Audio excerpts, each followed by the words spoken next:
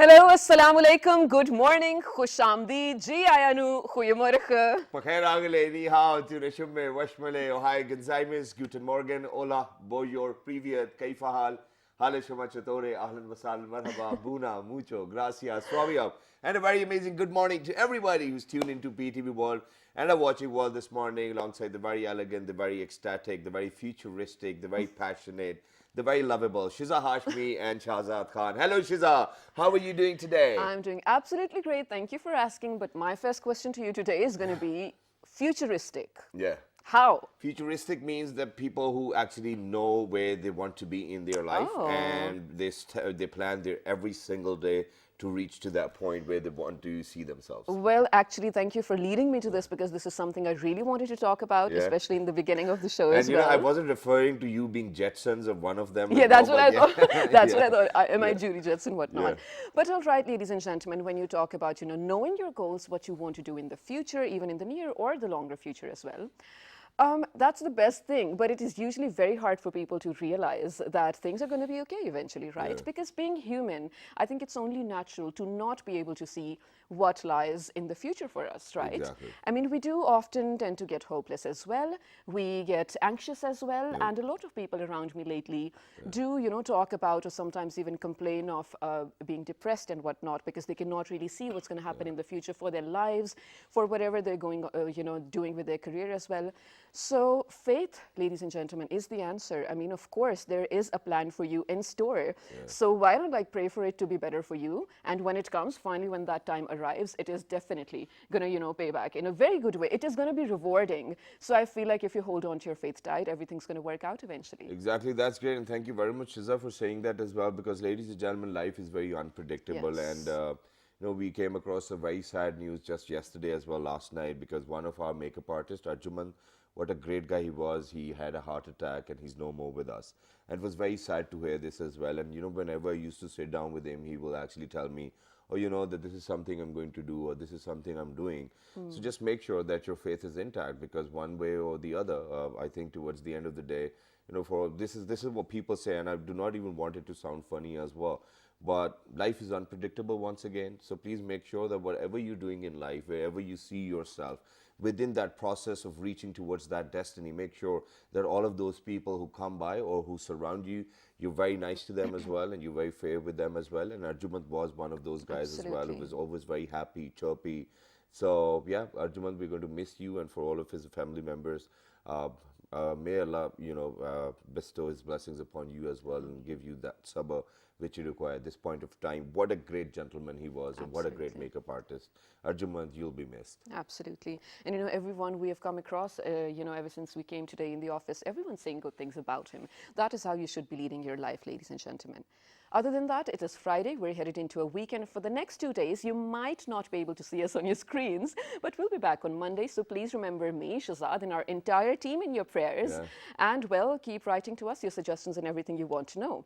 But for today, Shazad, what do we have in store? What are we talking Okay, about? so today, ladies and gentlemen, I think that we are actually going to, probably explore more opportunities for youngsters over here in Pakistan, because, ever since I was growing up, even though I was very lucky Yeah. that I never went abroad to study, and I'm using the word lucky is because of the fact that while I was in my bachelor's, I got a good job. I Yes, started mashallah. working for them, and then I kind of expanded on that, and there was no need for me to go anywhere else. So I Okay. completed my education from here. But other than that, I think that over here in Pakistan, people have this criteria, whenever somebody's actually going to go seek a rishta for their daughter, they want a foreign graduate, or they want a daughter to be a doctor or an engineer and whatnot. Yes. So one way or the other, I partially agree to it as well, and I partially disagree, is because of the fact that there needs to be a criteria of the kind of university you need to go to. I mean, you cannot go to every. I mean, I do not know. I was about to use a very bad word, Don't. but I'm not going to use it today. Well, all I'm saying is that you really need to go to a university which is a credible one, where the Of education standards course. are very high, where they teach you all of those modern cases as well. So you have this ability to comprehend things and think about life Absolutely. in your own perspective. But other than that, just for the sake of going abroad, I think a lot of people made this mistake that they went to universities which was only one room. There were no Right. teachers. They weren't even studying. There were no attendances and whatnot.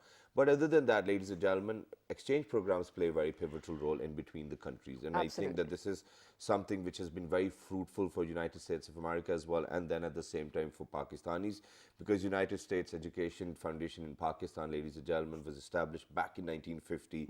Since then, they've always made sure that there's going to be equal participation from Pakistani front and then from the US front as well. So roughly 7,500 people participated from the United States of America, 900 people participated from Pakistan. So I think that the collaboration was right. And then not just that, ladies and gentlemen, people were given Fulbright scholarships. On what criteria is something which we'll be discussing, but why we given our Fulbright scholarships to people, this is something we really need to talk about today. Okay, that is amazing. Well, we're going to be discovering a lot today. And, I just want to add something, Shahzad, to when you said, you shouldn't be going out for the sake of going out.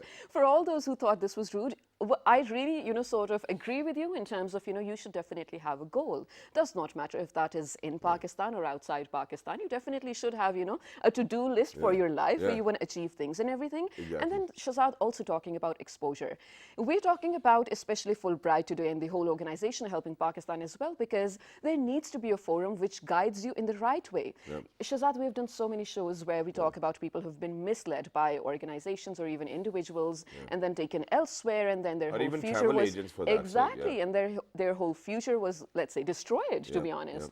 So, well, this is something you really should keep in your mind, especially when you are applying for your studies. Exactly, and that's very true as well. And ladies and gentlemen, for all of those people who are actually watching to get this Fulbright scholarship and then settling down in the United States, I think that you can really switch off the television right now, because that's not the kind of content we would actually support over here. For all of those, it's a student exchange program. People will go over there, they'll study, they come back if they feel like. But for all of those people thinking about getting nationalities, please don't be that shallow. Because I've seen a lot of my friends, they went to England to study, they wanted to settle down, wasted 10 years, now they're back in Pakistan. So the motive needs to be clear. We're going to be discussing about who can actually get this Fulbright scholarship, what is the criteria. We have guests over here who've gotten that Fulbright scholarship. We'll talk about the process, and then how did that scholarship help them change their lives as well. So this is the kind of conversation we're going to have. Let's do it. And yeah, so ladies and gentlemen, before I get started, I need to tell you this as well, that when I'm going to introduce this lady, she's actually glowing like a star today.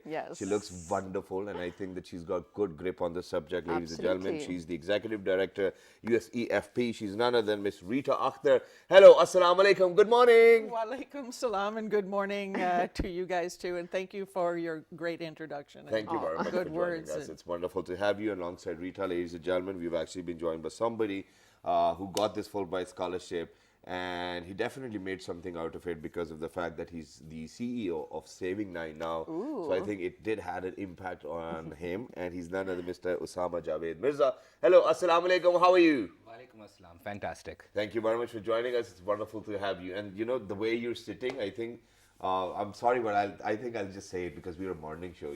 Only a doula sits like this, on the wedding day as well. So you look fabulous. Thank you very much for joining us. Thank you. In fact, I was even thinking of getting a suit of this color. But yeah, it looks nice. That's nice. great. So alongside Mr. Osama, ladies and gentlemen, we've actually been joined by the Assistant Professor at FAS University. She's none other than Dr. Amna Basharat. Hello, assalamu alaikum. How are you? Walaikum salam. Very well. Thank you for Thank you very much for joining us. And it's wonderful to have you. Last but not the least, ladies and gentlemen, once again, another person who actually got the Fulbright scholarship, took advantage of it, did something out of her life, and now she's finally here on our morning show. She never thought that she'll be here, but she's finally here. She's the CEO and the founder of Teach for Pakistan. She's none other than Miss Khatija Shahpar Bakhtiar. Hello, assalamu alaikum. How are you? Good morning. That's a great wake-up call. Thank you very much for joining us. It's wonderful to have you. So, Rita, let's get started with you. USEFP was established back in 1950. What was the motive behind? And it's been 7 decades now that the program is going on. And even Pakistan is willing to spend $5 million for 125 PhDs. Where are we headed? Well, thank you for the 70 years is a lot of years. It's a big anniversary for us. There's been no interruption in our programs ever from the beginning. And I'm going to just give a shout out to exchange programs generally. I came to Pakistan on a Fulbright program myself. So it's not just about going from here and going to America. Exchange programs are enriching for everyone, including myself, for having had the experience of being in Pakistan, which was life-changing for me. The reason the program exists is to build mutual understanding between the people of the United States and the people of other countries. Okay. It was established as an idea of Senator William Fulbright after World War II that if people knew more about each other, war would be less likely. Oh, wow, love the So concept of it's a very nice motivation. Since 2005, we've had the world's biggest Fulbright program here in Pakistan, and it was funded by it's funded by the U.S. Congress and you know, with the cooperation of the U.S. Embassy, and lately also with some funding from government of Pakistan. Why do they do that? Yeah. Partly for building the mutual understanding, which we really do need between our two countries. Yeah.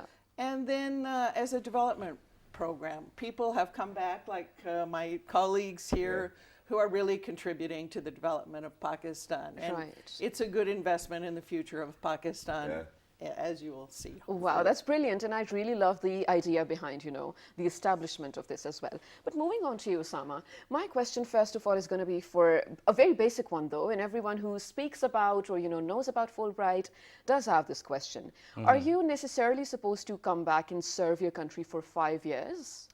No, I think that's absolutely Misconception? not true. It's a Okay. misconception.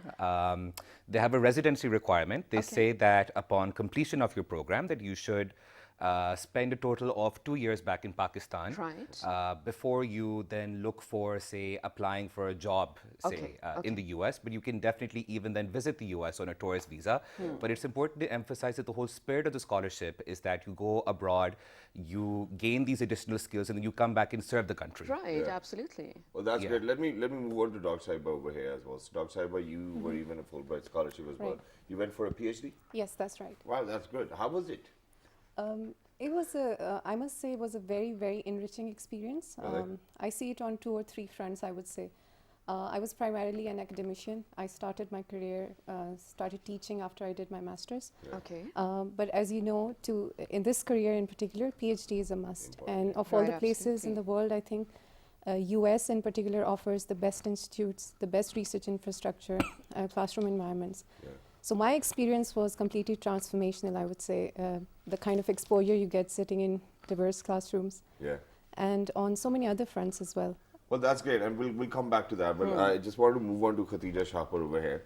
And I have a very different question for you. So Rita even said, and you know, Osama even said, that it's all about mutual understanding and that we understand each other's culture. What did you understand when you went to US? What did you learn? About the people. About And the then how do people. you think that war can actually be stopped by knowing people more and more? Yeah. Does it really matter? Because we do not happen to know Mr. Trump or the senators over there or anybody else. So how does it work?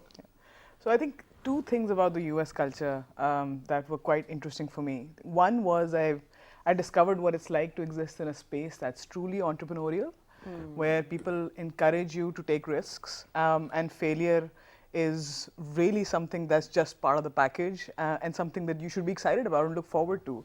And I think that's what enables people to try new things. And I think the second thing that I realized was that particularly in specific parts of the US, there are people who so share the values that we consider dear in Pakistan, values of the collective, family, spirituality, and doing more together better for all of us. And so I think a lot of learning on both those fronts for me.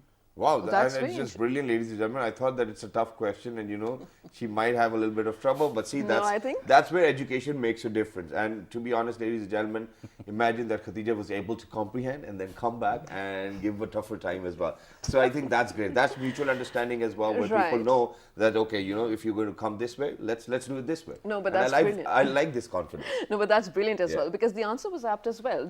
Those are the values, sort of, you even unintentionally look for, because that is how you were brought up, right? And when you go out, you expect that to be there. Yep. And if you found that, that's brilliant. But Yeah. coming back to you, Rita, what are sort of the basic eligibility criterion for people who want to apply? Is it for, well, just Pakistanis? And what should be the, well, grades and everything people should be applying for? Because a lot of students, everyone actually who graduated from a bachelor's, all of them applied for Fulbright and hardly one person got it.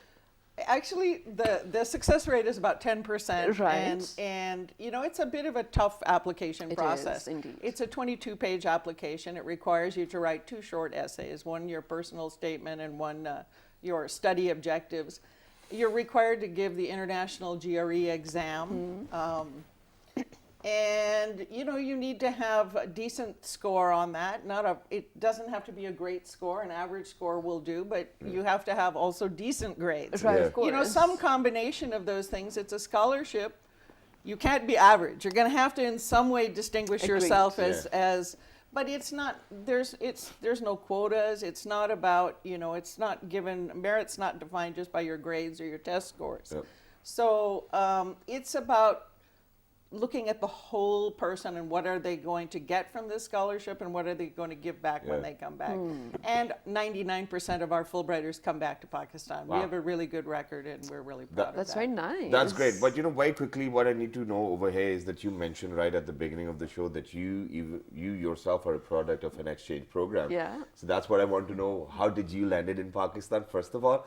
And after that, you know, since you mentioned about grades and that people really need to be smart with their education, the top 500 Fortune organizations these days, or the companies, they themselves say that we need a skill set now. We do not need grades. So do you think that there's going to be a shift in the selection criteria for the Fulbright scholarship? You know, it's a good question. It's quite tough to figure out even here, even if you look at grades, different universities have very different standards. Yes. You know, some universities never give A's. And, For example, so- FAST. Yeah. Right. They don't.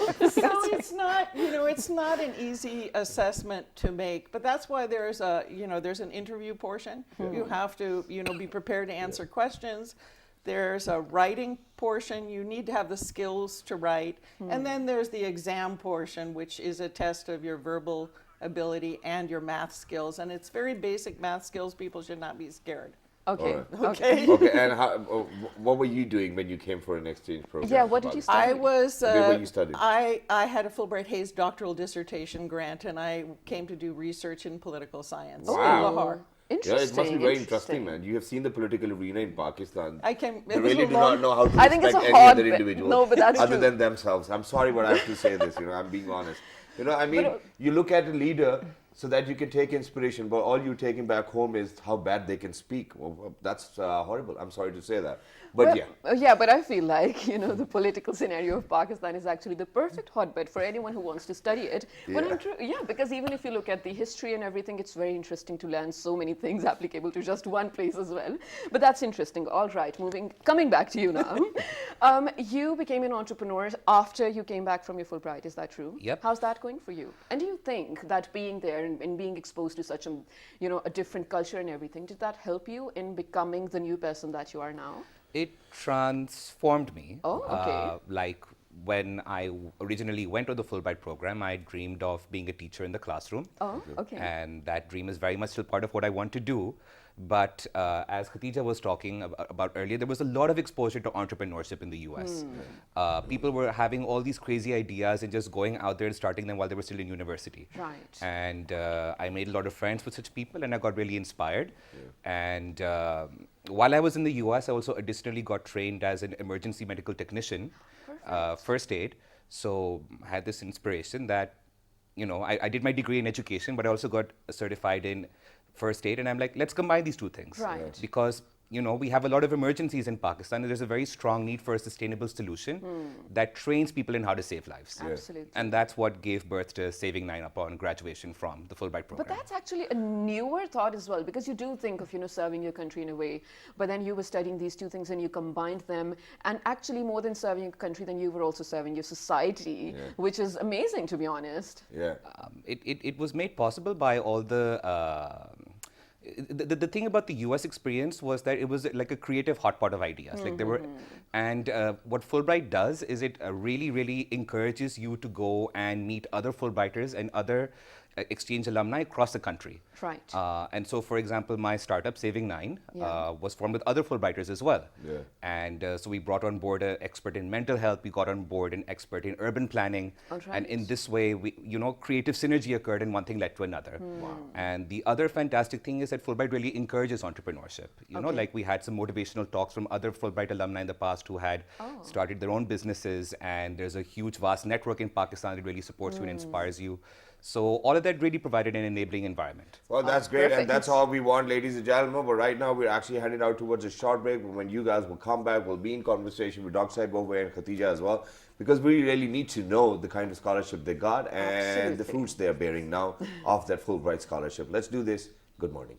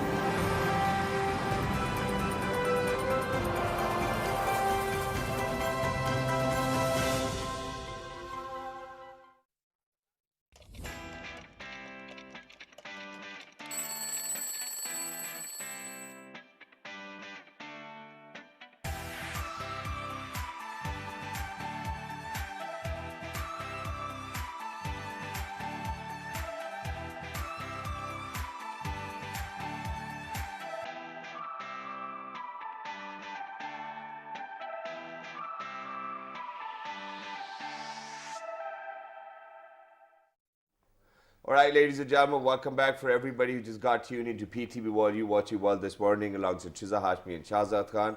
Earlier, ladies and gentlemen, during the break, obviously not in the repeat, but I think it's a historic moment over here in Pakistan Yeah. because Bangladesh team is actually going to lock their horns against Pakistan in a 5-day test. Pakistan won the toss and elected to bat first. I think they did a good job as well, but let's see whether Fahim Ashraf and Bilal Asif can do justice as well. But other than that, now let's get back to the topic where, I just wanted to ask Khadija why did she in the first place apply for the Fulbright scholarship, and what did she get out of it? And not just that, ladies and gentlemen, over in Pakistan, we're very used to madam, ho jayega kaam, aap bas pahunchne wali kare, you just go over there and everything will be sorted. Right. But I don't think that in the West things work like this. They really need to be on point. But if there's a hiccup in the process, I think we really need to identify, because Rita is with us today as well. So Khadija, please go ahead. Right. So I applied for the Fulbright, like many young people coming out of university. I felt like I can change the world, but how am I going to equip myself to change the world? And I felt like I graduated from LUMS, but I felt like there was a next step that I needed to take in my education. Public policy is what I wanted to study, systems around us and how we can change them and improve them for all people in Pakistan. And so I went to the Fulbright. I went to the US. Was lucky enough to be able to go on the Fulbright to the University of California at Berkeley, where I pursued my master's in public policy. Beautiful place to be at. And so it's a very cool place to be Cali. at. So Yeah. in fact, I think if people are trying to think about where they want to, what are the universities they want to sign up for, I will make a strong plug for UC Berkeley right now. Even though it rains much more than they tell you, but it was worth the experience. Yeah. And in terms of what I got out of it, I think it was life-altering. I think first of all, I realized very quickly that the thing that I came to do, which is to work with data, not really for me. Yeah. But then I stumbled on the biggest inspiration of my life, which was I saw a program in the US that had been there for 30 years and I saw how it had transformed the lives of young people. It was called Teach for America, and I was so inspired by that program that I came back and started it in Pakistan, which inspires, motivates young people to teach for 2 years after they graduate from university in the nation's hardest schools, and then develop their own leadership skills to be able to work on reform for the rest of their lives. So for me, the Fulbright was truly path changing. Yeah, that's great. Hiccups, please. Yeah. Hiccups. I mean, I was trying to think about it when you asked the question. I honestly, I think it's such a well-rounded, holistic program, and frankly, the kind of family that I came from, kind of my own background. My parents have worked very hard to get me, where I am in life. But there was no way that we could have afforded a U.S. education for me. Right. And so the Fulbright took care of my books, my lodging, my ticket, just everything. Of course, the tuition for the university, everything. Wow. In fact, I remember. It was enough money. I remember one of my friends who was really thrifty with money. He managed to save enough to buy a car. Oh. There were other friends who were, I don't know if Rita wants to know this, but there were other friends who were saving money and sending it back home and living very frugally. That's amazing. So, I mean, that's not at all a plug to say that's why you should go for the Fulbright, but it's a decent, it's a great stipend. So. All right, good for you then. But Dr. Amna, I'm going to actually take you back to one of the things that you said in your introduction, that US actually has one of the best research facilities and whatnot, and you're lucky to have studied from there. But when you come back studying such amazing stuff that you always aspired to at such amazing facilities, in terms of specifically research, Pakistan is, well, you know what I mean, all right? Because I've spoken to a lot of people willing to study, willing to research things and, whatnot. But you're not trying to give us the right meaning, you should have actually done like this. That's what I meant to. No research over here. That's what I meant to. And, actually, I happen to know a lot of amazing people. A shout out to my sister-in-law, actually. She's a gold medalist. She studied biotechnology. She wanted to. Her research was in cancer, whatnot. Till date, she's not able to find a job, according to her, but now eventually she has to settle with being an embryologist, but she didn't want to, you know what I mean? So now coming back and seeing the shift, are you first of all going to do something about that? Do you aspire to? And how are you yourself settling with that? That's a brilliant question. I would say that's a great question. I think things, I've always taken limitations as opportunities. All right. So research culture, no doubt, in Pakistan cannot be compared to the one in US. Yeah. But I think we are now able to create opportunities for our students that we weren't able to do before. Okay. So for example, from my experience, from what I learned from my US experience, I came back and established my own research lab. It's called the IX Lab, Intelligent Interactive Experience Design and Research Lab. All right. So there is facilitation. For instance, my parent university FAST facilitated me. We have state-of-the-art machines for students. We do, I would admit, we have challenges, infrastructural challenges, funding challenges. But I think change is there. We try our best. We struggle as well. Okay. But we are able to transform now. So for instance, another thing I'd like to share that yes, please. I have offered 4 new courses in our curriculum. Oh. After having learned. Were they being accepted as well? Yes, absolutely. And I give credit to, again, my parent university. I have a lot of academic independence in that sense. Wow. That's brilliant. They have never, ever discouraged me or hindered me from doing something new. So my area is artificial intelligence, mobile applications, computer science is my domain. And the way with the pace of technology is changing. The future is yours. I even need to understand augmented reality. I just can't get grip of it. Speak of AR, I have been supervising augmented reality projects. In fact, that's one thing we do in my lab. The only thing I know about augmented reality is, if you open your Snapchat and you see your own self standing somewhere, when you're not doing it. Somebody told me that's augmented reality. Is that true? That's one part of augmented reality, but there's so much good that you can do with augmented reality. For instance, one project that I recently supervised, we developed a programming application for children that, they can augment a playground on the desk right here, and then use it to, and the engagement and the motivation you get out of such experiences is far better than So, I mean, amazing things are happening. So visualizing your imagination is augmented reality. And you know, speaking And of to AR, augment it in the real space Yes, right in front obviously. of you. Yeah. right, and speaking of AR, I actually read something which was a few weeks back actually. You know, someone actually filed a petition against a circus that they didn't want to see real animals right there because, of course, it's sort of sad as well. It used to be fun when we were kids, but think about it. It's really sad. You have to see a trained animal, you know, acting in front of you and whatnot. So people actually suggested circuses should be AR so that you don't harm any animal and animals actually belong in the wild. And if you still want to enjoy, then AR is your answer. All right, Brilliant, well, but right? that's good. There can be different opinions on that too as well, but we'll come back to that. But right now, today, ladies and gentlemen, we're talking about Fulbright Yes. scholarships. Yeah, not animals being trained or not trained. Yeah, I'm Still sorry. against it. Says, I'm sorry I woke up like this today. But Rita, since it's been 7 decades now and that this scholarship program has been going on, I'm sure that, you know, there were years where you must have expanded upon the number of people who are going to get Fulbright scholarships. So what are we doing something? Are we doing something special on 70 years anniversary I as well? am so glad you asked that. The numbers that we have for Pakistan are really huge compared to the rest of the world. Yep. We're It's the largest in Pakistan. Yeah, we're selecting about 100 people for master's degrees, and when you consider, you know, the investment in a single master's degree is about $120,000. Of course, yes. This is a very big investment in the future of Pakistan. And then another 50 PhDs, 25 of those supported by the HEC and the rest supported by Department of State. Exactly. So that's 150 scholarships. That's a big... For that's PhD. For 100 for masters, 50, 50 for for PhD. And for Right, 1 year right, only. right. For this No, year. yeah, that will be the coming selection, Yeah. which we will be announcing on Sunday. You can see the announcement in your local Well, newspaper. can we just give them a little way, you know, that, you know, when it's actually going to be getting to start? Yeah, please go to our website, Oh, okay. usefpakistan.org. The new application will be uploaded there this weekend. And you can still, even today, look at the old application and see what's involved in filling it out and start working on it. And is there an age criteria for people to fill in? No age Or- criteria. Or if somebody who's 45 and he wants to do masters now in his life, he can apply? He Or can she apply.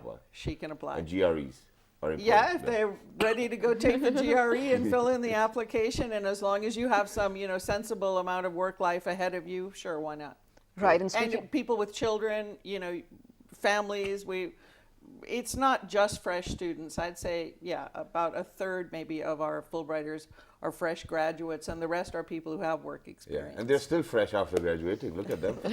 That's amazing. But you know, speaking of the applications, because I personally dread filling out application forms. I don't know, even if it's literally just here. basic and you can do it, I just think I need help because maybe I can go wrong with something. So you tell me, because you've done the process and everything, how to go about it in terms of the application process, and can you actually, you know, reach out to someone, probably an alumni or someone who can help you out with it? Because it totally depends on the kind of application form you fill, you know. So, Yeah. Rita, am I right? I want to just say, please don't pay anyone to help Yeah. you fill it Oh, out. yeah. There Oh, are that's people out there so who will important. say, and you know, you have your own story to tell. You'll Who tell haven't it been to better the than university someone. themselves, but they're good at filling forms. Yeah, yeah. But that's Yeah, smart as yeah. well, man. Yeah, It's not please go smart on. at all. That's what they're saying. It is definitely an application that is going to take time to fill up. Okay. My advice would be for people who are applying, definitely get your GRE registration done ASAP. Don't leave it until the last second because you might not get a test date very close to the deadline. So definitely start preparing the GRE. As far as the actual 22-page application is concerned, most of it is straightforward. It's your biographical data, your academic history, your extracurriculars, things like that. The thing to really spend a lot of time on is the 2 essays. There are the study objectives and Right. there is the personal statement. Okay. And these two are like, if you will, two musical instruments that should be in harmony with each other. Like they Of should course. really Coherent, sort of. they should be really coherent. They should really be backing up each other.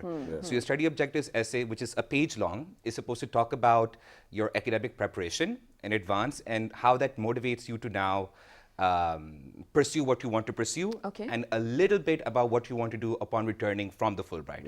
Because it's really important for the Fulbright program to know that you have dreams and aspirations for doing something for Pakistan upon your course. return. And the personal statement should really highlight your story, because it's really important as a Fulbright scholar to provide a different perspective Yeah. when you're in the US, and at the same time to be enriched by the perspective. Yeah. So the personal statement should really talk about who you are as an individual beyond your studies. Wow, and it's great, which is why, ladies and gentlemen, I just got a brilliant idea that we're going to make them feel nostalgic because we're going to ask them what did they actually write within their personal comment box. Khadija, let's start with you.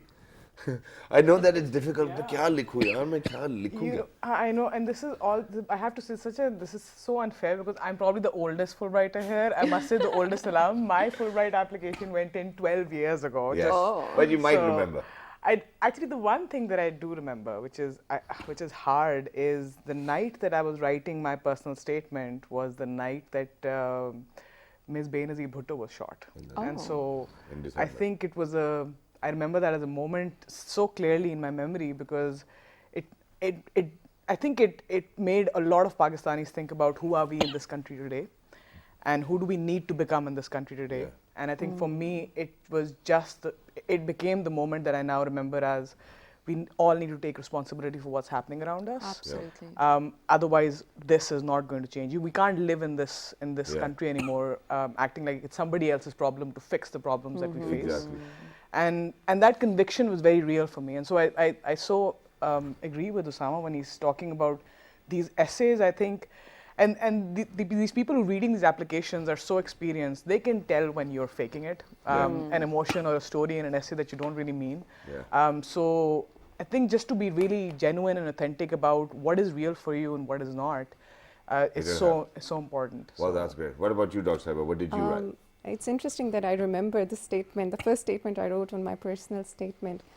It was actually a quote by, forgot the author, but 2 roads diverged in a wood, and I took the one less traveled by. And Wow.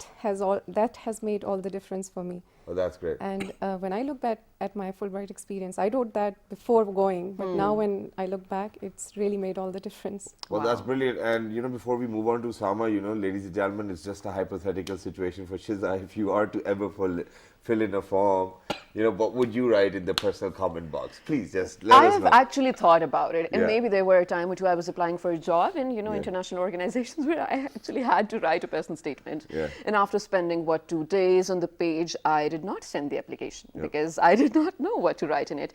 And I think, Khadija, I will sort of agree with you where you said that people can tell if you're faking it or She not. didn't answer my I am question. about to. She I'm always about moves to. on, yeah. I'll tell you. I'm about to because What are you some going to people- write? Come on, tell us. What are you going to write?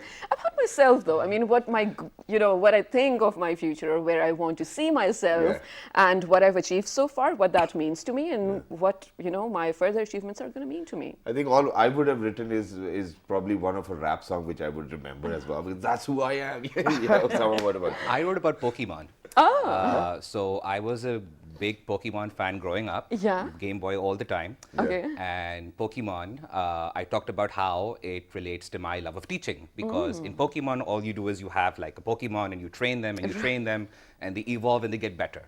And I realized that everything in life for me is basically playing Pokemon. So when I'm It's in a very classroom, interesting, actually. when I'm in a classroom, I love teaching and I love seeing my students level up, if you will. And so I talked about how from an early age, I'm like this compulsive teacher, and how then one thing led to another, and I fell in love with teaching. And after graduating from UMS, how I continued to teach, and one thing led to another, and that's why I wanted to do a master's in education. Yeah. Oh, that's brilliant. And actually, when you say that you always knew that you wanted to become a teacher or an educationist, it's actually very inspiring I for people didn't like always know. Yeah. In retrospect, now I realize. that you you always had a hint You were of on it, that right? track. Yeah. Yeah, but that's brilliant because, to have that sort of feeling, when you're a kid, the first thing any child says is, I want to be a teacher, because teachers are their role models. But eventually, when you grow up, you have other things on the plate as well. But to stick to that and to actually feel, because when you're talking about teaching, it's not a job. You're actually training or grooming a whole generation. It's such a big responsibility for all those people who take it lightly. It's actually an amazing thing to have that sort of patience with more than 30 students in your class as well. And then take on, to them as your responsibility individually and, change the future of Pakistan. It's Exactly. brilliant. Thank you very much for saying that. Ladies and gentlemen, ever since I was growing up, I was always in love with the profession of teaching, because I always fell in love with my teachers too as well. I don't That's know. just odd for you. I think it was a little difficult, but yeah, I think, when you go to the school and you have this another motherly figure who looks after you very well as well. So you take inspiration from that. But very quickly before we wrap up, Rita, once again I'll come back to you. So all I want to know is what is the kind of content you're looking for in that application form, in that personal comment box? Because there are people watching, and you're releasing the date on this Sunday on the website as well, which is usefpakistan.org. So please go ahead, let us know, help us. Well, we have educational advisors that work with us. We have offices in Lahore, Karachi, and Islamabad, and also we will advise people by email. But we, if you write us at info@usefpakistan.org, we can answer your questions. There are FAQs on the website, etc. People who are interested just in applying to the United States to study, even if it's not on Fulbright, or we run workshops at our office on how to prepare for the GRE. Okay. We do like weekly seminars on grad study in the U.S. and so on. So visit our website, look at our Education USA centers, plan to come in, and we have staff there prepared to answer all the questions that you may have. Well, that's great. So one last, ladies and gentlemen, towards the end, and that is that for all of those people who've got good scores in GREs, they fill in their application form very well, and they're good to go, but can there be hindrances in their visa process? Oh, great question. Always do that. Since you're going on a Fulbright, you're going on a fully funded scholarship, and Yeah. the funding is for the entire program. There's no, issue like, are you going to have a problem when you get there? It's very unusual for somebody. Sometimes we have people get visa delays and have to start their program late, but we help with the visa process, and it's quite unusual not to get the visa. All right, well, that sounds promising. And thank you Yes. so much for being here and informing everyone about this, because hundreds of thousands of people right now must be applying for this, and this is really helpful for them as well. Thank you so much. You guys were amazing, ladies and gentlemen. I really hope we helped someone at least, because this was enlightening for us as well. And one of the questions that I get asked a lot about Fulbright, I don't know why though, and even it was one of my queries as well, you can apply to Fulbright if you're a dual nationality holder, but not if you have a dual nationality with US and Pakistan, of course. So, well, other than that, if you have any more questions, do write to us. Do you have something to say? No, that's it. Thank you Are very you much sure? for Because you saying always that. have something to say in the end. No, I think I've asked all the questions as well, but ladies and Perfect. gentlemen, please make sure to write us on our Facebook fan page, which is with the name of, Well, this morning. on your television screens down there, and on Twitter, Well, this morning without a G. on Dailymotion and YouTube. Also well this morning. And the fabulous repeat's going to be at 5 past 11 p.m. tonight. till the next time. 1, 2, 3. Good Good morning. morning.